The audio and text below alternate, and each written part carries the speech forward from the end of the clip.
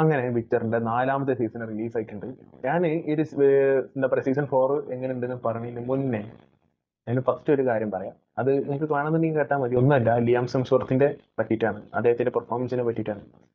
ഞാൻ അദ്ദേഹത്തിന് യാതൊരു പ്രതീക്ഷയും വെച്ചിട്ടുണ്ടായിരുന്നില്ല.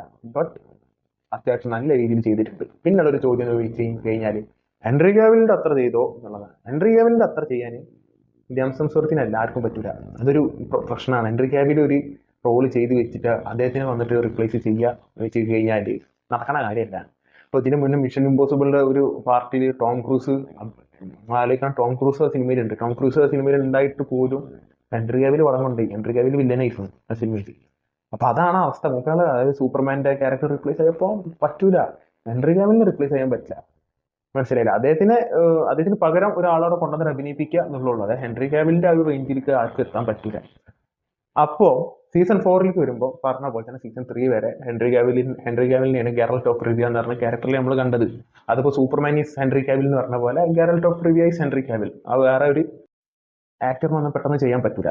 പക്ഷേ ലിയാം ഹെംസ്വർത്ത് അതായത് ഹെൻറി കാവിൽ അതുവരെ അഭിനയിച്ചിരിക്കുന്നുള്ളത് ഒന്ന് മാറ്റി നിർത്തിയിട്ട് ലിയാം ഹെംസ്വർത്തിന്റെ ഒരു പെർഫോമൻസ് മാത്രം നോക്കുകയാണെന്നുണ്ടെങ്കിൽ എനിക്ക് എവിടെയും ബോറായിട്ട് എനിക്ക് തോന്നിയിട്ടില്ല.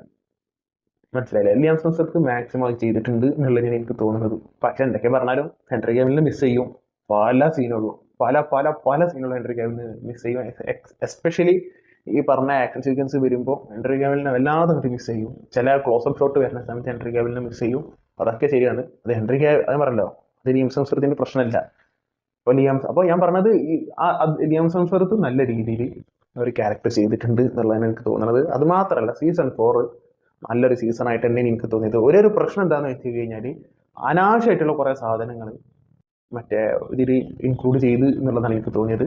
ഇതിന്റെ ഗെയിമോ ബുക്കോ ഇതിനെ പറ്റി എനിക്ക് വലിയൊരു നോളജോ കാര്യങ്ങളൊന്നും ഇല്ല. ഞാനപ്പോൾ ഒരു ക്ലിയർലി ഒരു സീസൺ 4നെ പറ്റിയിട്ടാണ് ഞാൻ പറഞ്ഞത്. ഒരു കുറെ അൺവാണ്ടഡ് ആയിട്ടുള്ള സീനുകൾ ഇതിന് ഇൻക്ലൂഡ് ചെയ്ത പോലെ എനിക്ക് തോന്നി. അപ്പൊ ജാസ്കർ എന്ന് പറഞ്ഞ ക്യാരക്ടറിനെ ഒരു ഗേ പോലെ കാണിച്ച ഒരു സംഭവം. അതേപോലെ തന്നെ ഇതിൽ മറ്റേ ഫ്രയാലൻ ഉണ്ടല്ലോ, ഏത് പ്രിൻസസ് ഓഫ് സിറില്ല എന്ന് പറഞ്ഞിട്ട് അഭിനയിക്കണേ, ആ 37 ഒരു ഇതിൽ ലെസ്ബിയൻ എന്നുള്ള രീതിയിൽ ഇതിൽ കാണിക്കുന്നുണ്ട്. എനിക്ക് പൊതുവെ ഇതിന് രണ്ടും ഒരു നല്ലൊരു വെബ് സീരീസിൽ വരുന്ന സമയത്ത് അനാവശ്യ കുത്തിക്കയറ്റലായിട്ടാണ് എനിക്ക് പൊതുവെ തോന്നല്. അപ്പൊ അങ്ങനത്തെ ഒരു തോന്നൽ ഇതിൽ ഉണ്ട്. പിന്നെ അതേപോലെ തന്നെ ചില ഭാഗങ്ങളൊക്കെ ഞാൻ ഫോർവേഡ് അടിച്ച് കളഞ്ഞിട്ടുണ്ട്. കാരണം തന്നെ അനാവശ്യമായിട്ടുള്ള ഡയലോഗുകൾ ഉണ്ട്. അങ്ങനെ ഇരുന്ന് ഇങ്ങനെ പറയുന്നുണ്ട്, ഫ്രണ്ടിൽ കണ്ടു പോകില്ല. മനസ്സിലായില്ലേ? പിന്നെ വേറൊരു പ്രശ്നം എന്ന് വെച്ച് കഴിഞ്ഞാൽ ഗെറാൾട്ട് ഓഫ് റിവിയ എന്ന് പറഞ്ഞ ഒരു ക്യാരക്ടർ സീസൺ 1ലും 2ലും 3ലും നല്ല സ്ക്രീൻ ടൈം ഉണ്ടായിരുന്നു. സീസൺ 4ലേക്ക് വരുന്ന സമയത്ത് അത്രത്തോളം ഒരു സ്ക്രീൻ ടൈം ഉള്ളതായിട്ട് എനിക്ക് തോന്നിയില്ല. സത്യം പറഞ്ഞാൽ ലിയാം ഹെംസ്വർത്തിനേക്കാളും കൂടുതൽ സ്ക്രീൻ ടൈം എൻഎഫർ ആയിട്ട് അഭിനയിച്ച 37 കിട്ടിയിട്ടുണ്ട്.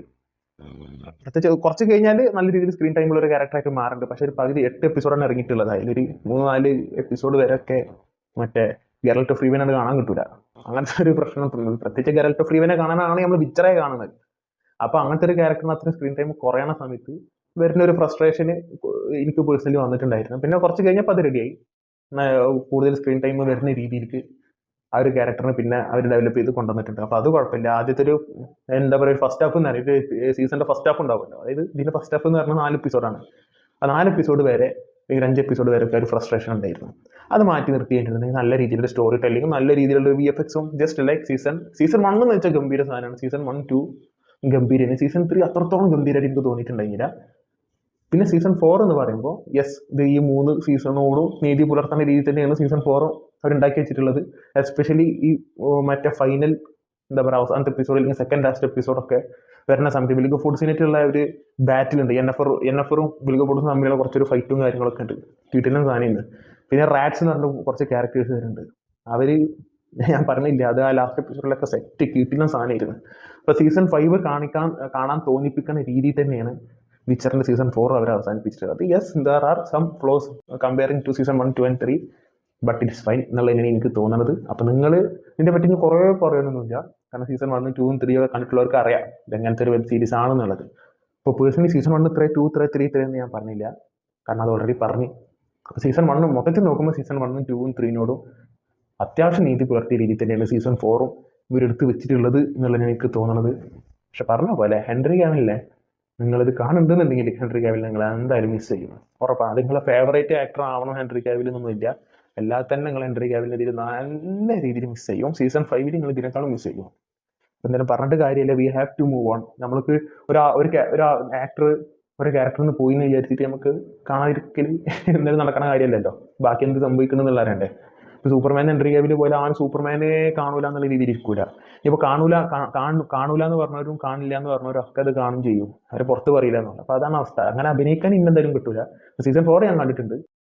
It is A very nice season എന്നുള്ളതിന് എനിക്ക് തോന്നിയത്. അപ്പൊ നിങ്ങൾ വെബ് സീരീസ് കണ്ടിട്ടുള്ള ആൾക്കാരാണെന്നുണ്ടെങ്കിൽ താഴെ കമന്റ് ബോക്സിൽ അഭിപ്രായം പങ്കുവെക്കുക. Listen tax signing out.